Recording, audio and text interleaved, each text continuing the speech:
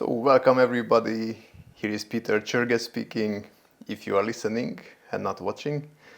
And this is the Hard Heads and Clear Minds podcast.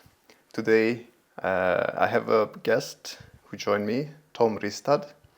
He has a lot of experience with humans, and the main focus on this podcast is about humans. So when I met Tom, I noticed that he has so much that we should use in the industry and we should know as a person, as individual people, that I felt the strong call of bringing him into this podcast and discuss some topics that are relevant at every single workplace, not just offshore and onshore, it's everywhere.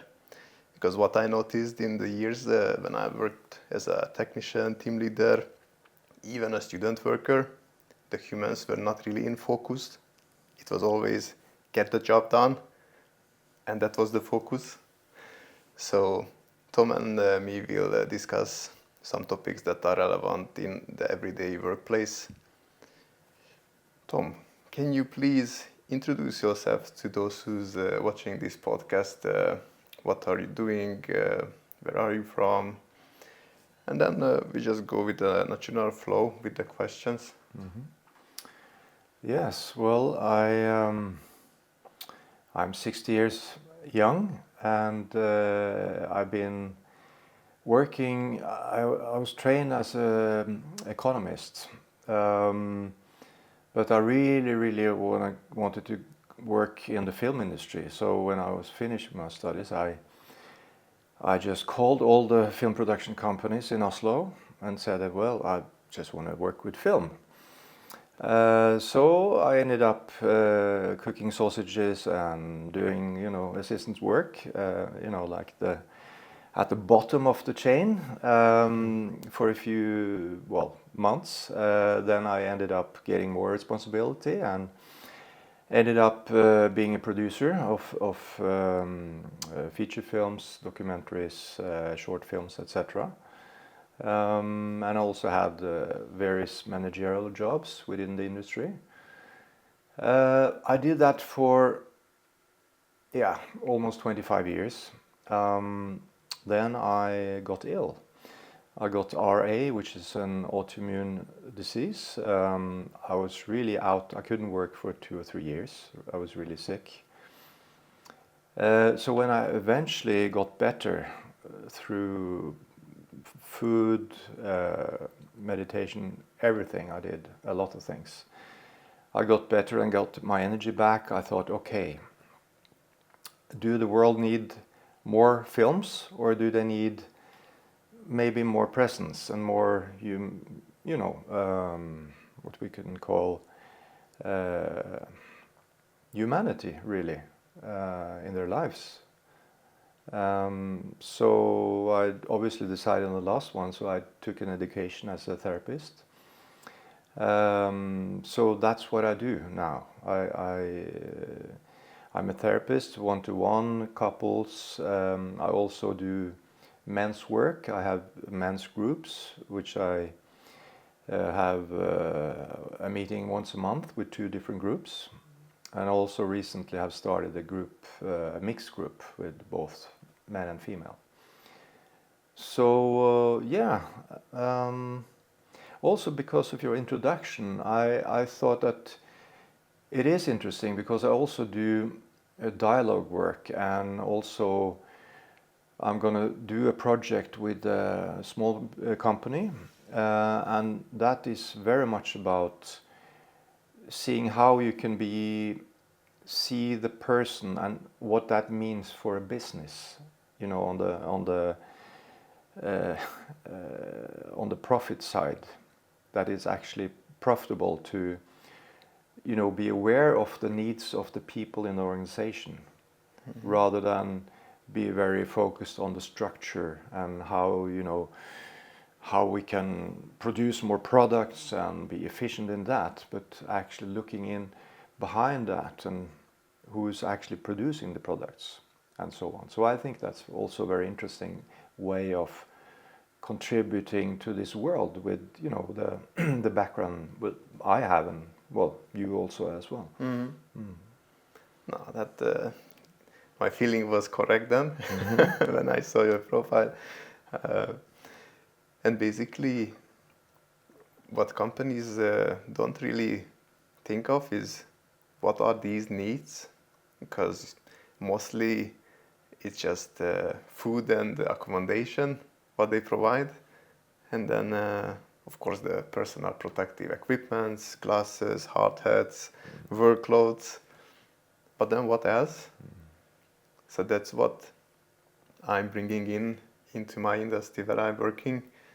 Like, we should have more focus on the deeper level, like what these people really need, not just the basics that as an employer we have to provide. And I don't say that they need a therapy at work. No. We just need human connections at work, because basically where I work is the sea. So people are away from home, away from friends, family, and the everyday outside world. And they are just dropped into a new project. And then good luck, basically. And it's every project where it's a temporary project, like building a facility or doing a service work, annual service work. It's everywhere the same. People coming together from all around Europe and then completing a job together. So here people used to either disappear in their room after work, don't know if they're scrolling all day, if they're sleeping, how they manage their life. But what we had as a recent incident, what I know about, is a person didn't speak up about his tiredness, and he tried to cope with the feeling by thinking of it like, why is he tired all the time? And then I met him in the gym, and then he was dancing on the music I played in the morning. So I was like, okay, he's okay. He's in his 50s, near 60s. And then half an hour later, when they were deployed to a location, we got a phone call about the chest pain and short of breath. So it can be something very serious soon. Luckily, he managed to calm down, and we met him. He was in a very bad condition already. His condition just dropped suddenly. He was evacuated to the hospital, and then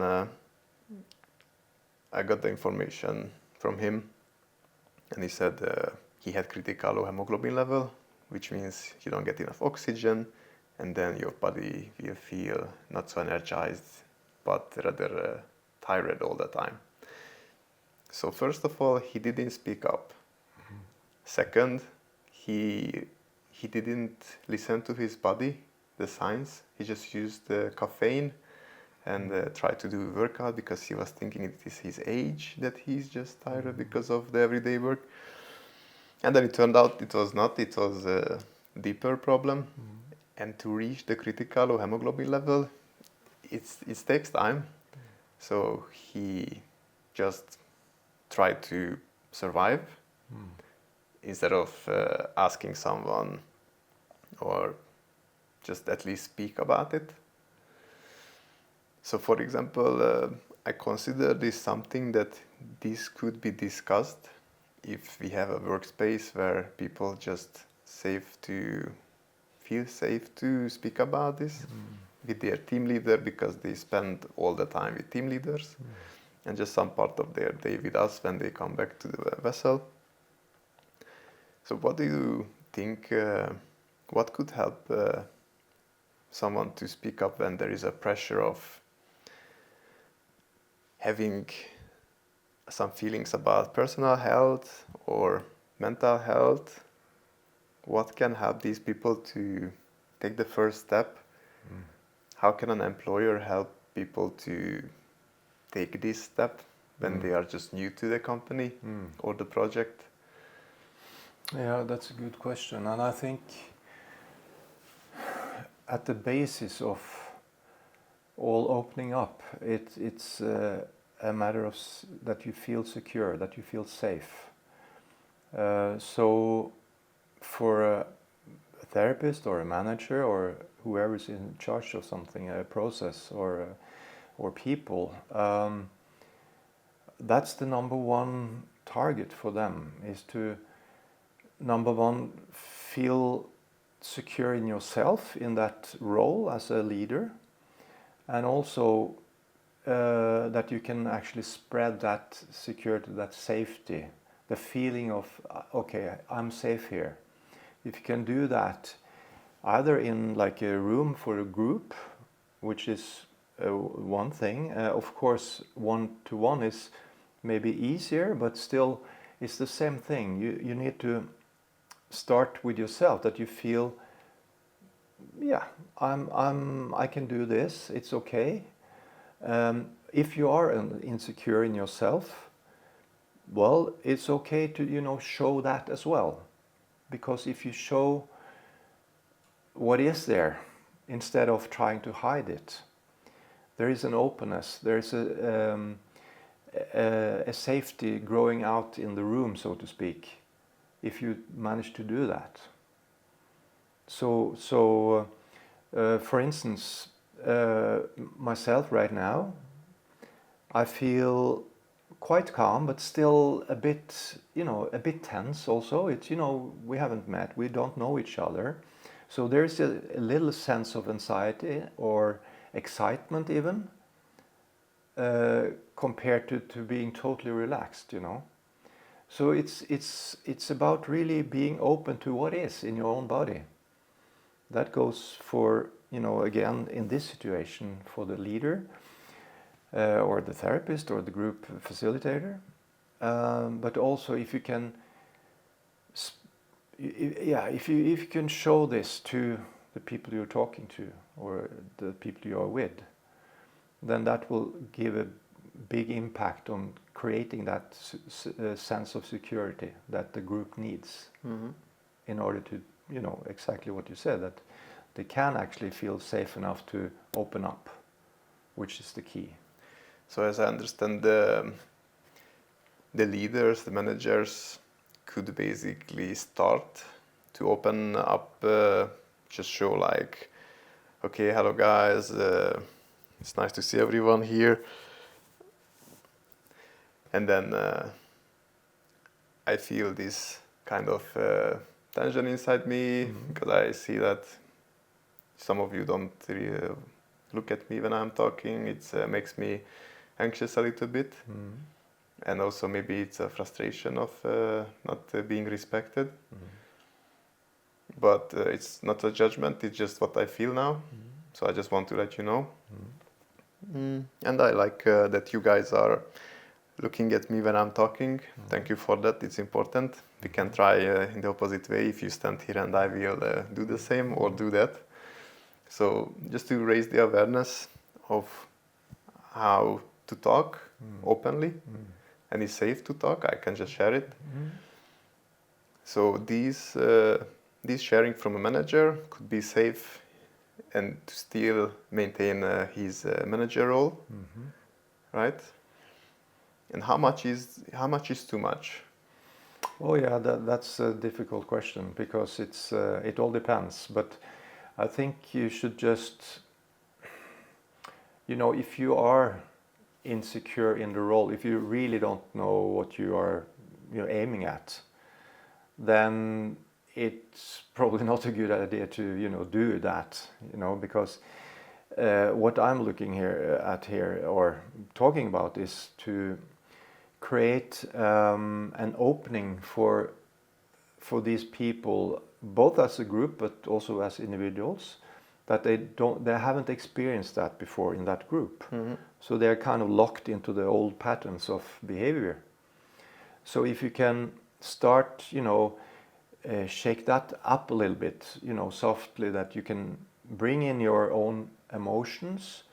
Of course, if you are not up to it, then it's never a good idea. But to be up to it means that, okay, I'm a human being, I can handle this, but I'm still nervous and I can do this, but I feel both. So if you can own all your feelings, that will really create more security in yourself and in the group. Because then they see that, okay, this guy or woman is, feeling the same as I do, more or less. So we are connecting on a human level. So that really brings the whole space into a more safe environment. Mm-hmm. Yeah.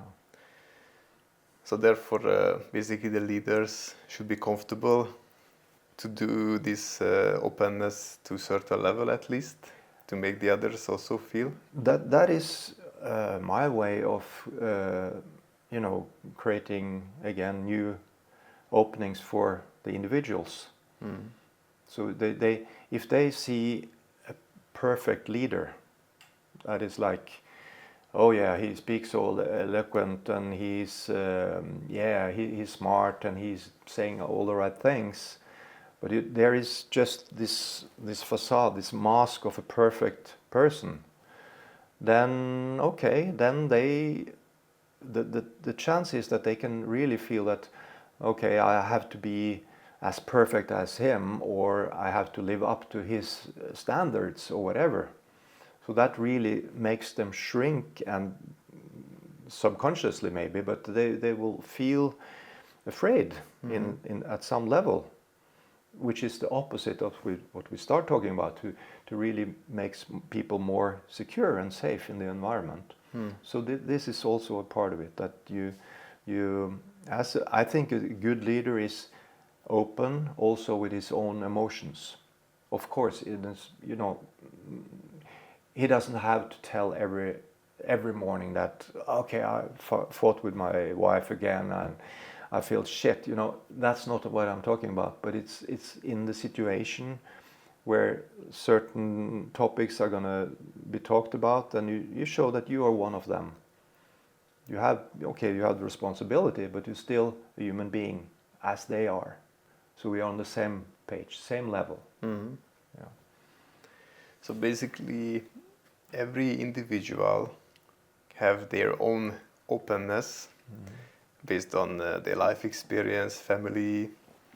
So what do you think, how much time the leaders and managers need to connect to individuals, make them more open, to feel more comfortable? How much time it takes until they can reach openness from everybody's side?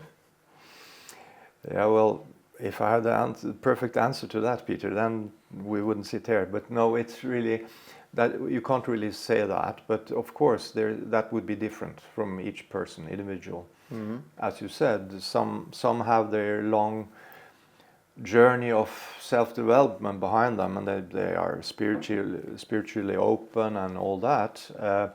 Others are not, and maybe in your trade, I don't know, but maybe there's a lot of people that hasn't, never looked into themselves and never felt what they feel, and all that.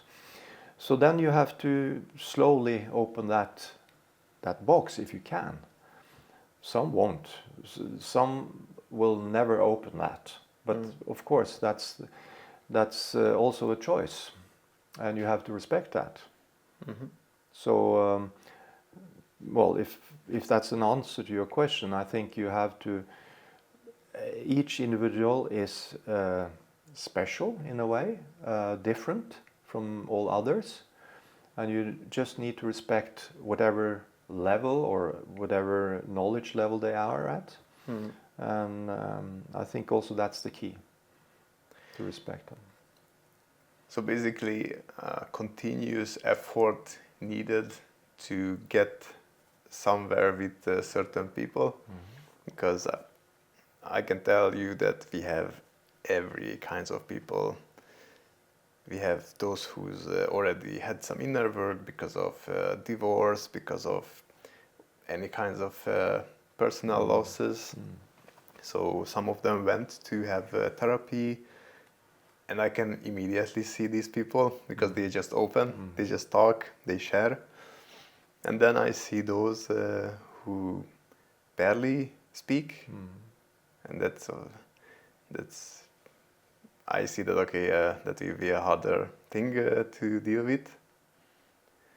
But then what companies sometimes do, they organize a one-day kick-off meeting, team building with hamburger and beer, for example. What do you think? Is this something that enough, or a little bit more effort is needed? Yeah, now I'm getting curious about, how is this group and how many are they, and what is the goal of, working with this group, apart from in general make them more secure, but it's also in a business sense, or in the business world, it's like there is always budgets and there's money, and there's that part of it is a part of the equation. So what do we want with this, developing this group? Is it a higher outcome, more profit, or is it to have a more happy group, to call it that? That the workers should be, basically more content with what they do. Or is it like, we're losing money now, so we need to stop, draining this company. We need to be more efficient, whatever. So there's always like a like a background that gives you the direction of where you're gonna put your effort. So of course, if you come from the self-development perspective, the spiritual perspective, that could be totally wrong in a unit or in a company that's really not, they're not, that's not their game. But of course, it's interesting that the work you do, you just told me a little bit about it, and if you can sort of be clever enough to, keep the group going as the management's hope for, but also slowly introduce more presence and more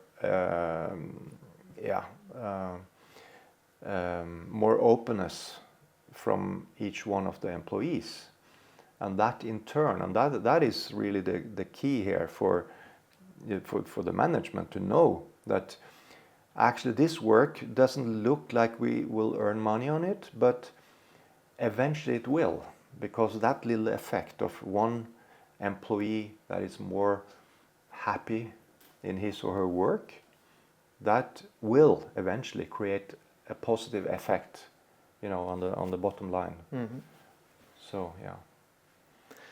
So basically, you answered the question. So it's continuous effort, and since we have various individuals with different needs, the managers and team leaders need the knowledge of how to make them a little bit more open, how to make them feel safe.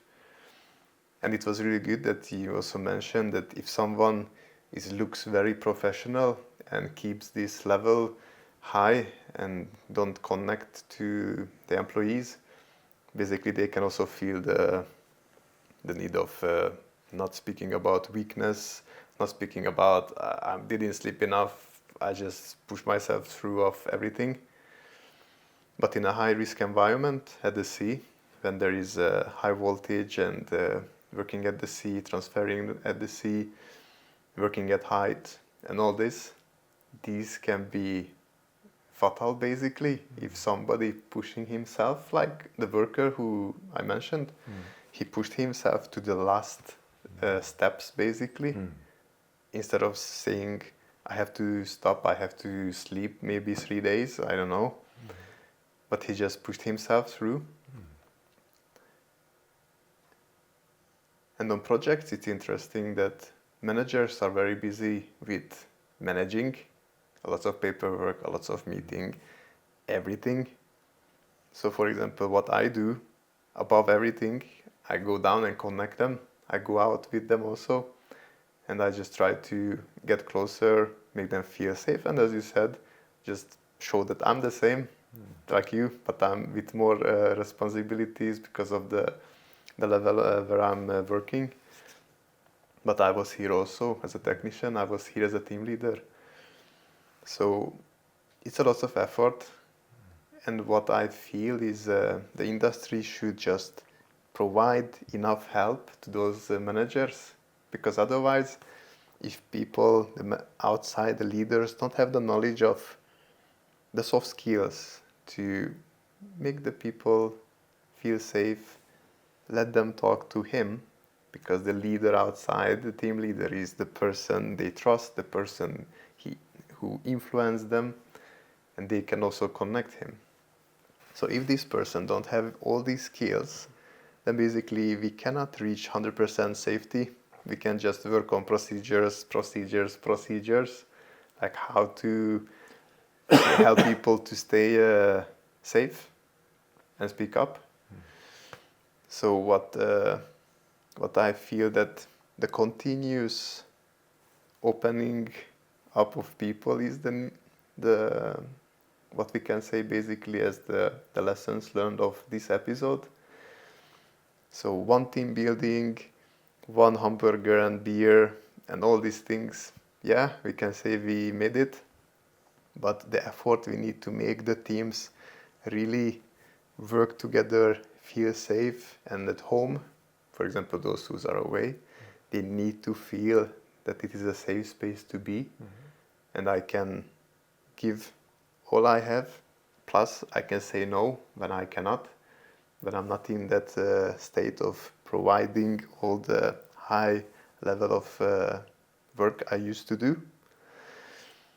So with the next podcast section, we will continue with these topics, because there is the mask that people generally wear, which is a huge topic, that even somebody try to influence them. If somebody have the mask because of the family history, it will be, as you said, maybe he will never ever take that mask off in this environment where it's not a therapeutic environment, it's a work environment with an open person next to him. Still, we don't have the good chance of taking off this mask.